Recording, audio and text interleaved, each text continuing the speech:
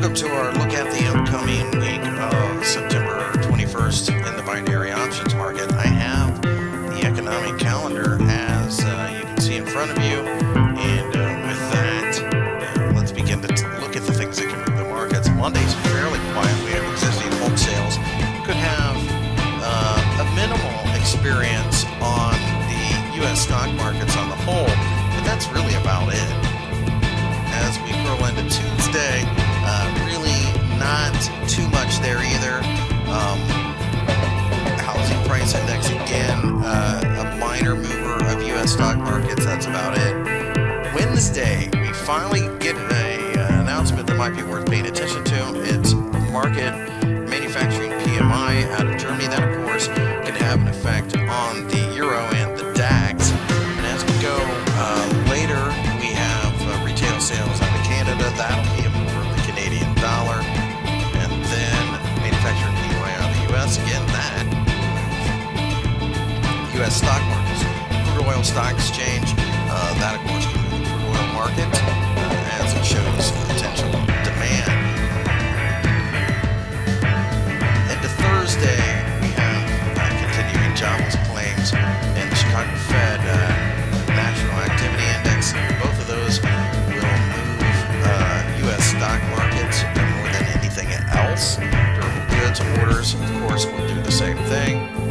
And then we have a plethora of announcements coming out of the United States. So the Thursday session in general should be a big day for the dollar and the U.S. We have core PCE on Friday, which is a stock market moving effect, and the gross domestic product price index. That does and can have a significant amount of impact, just of course as the GDP numbers will out of the U.S. as well. With that, let's take a look at the charts. The S&P 500 tried to break above the 2000 level during the course of the week, and as you can see, looks as if the market really finds 2000 to be overly resistant. If we can get above there, that's a very positive session. Really, it's not too muted above there that would be buyers of calls. We think in the meantime, we're just going to simply bounce around between 19 and 2000. So we play the range and be buyers of calls out of 1900 or a breakout to a fresh high. Not really interested in buying puts yet because we have seen so much in the way of tenacity by the buyers.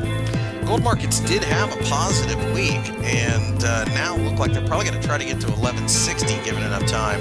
We'd be buyers of calls on short-term pullbacks as long as we can see signs of support. The Euro's had a bit of a funky week as we've gone back and forth. It looks to us now 115 is the magic number. If we can get above there and sustain that move, we're call buyers and hanging on to the trade until about 122 or so.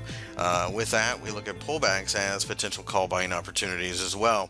With that, we've taken a look at the upcoming week of September 21st.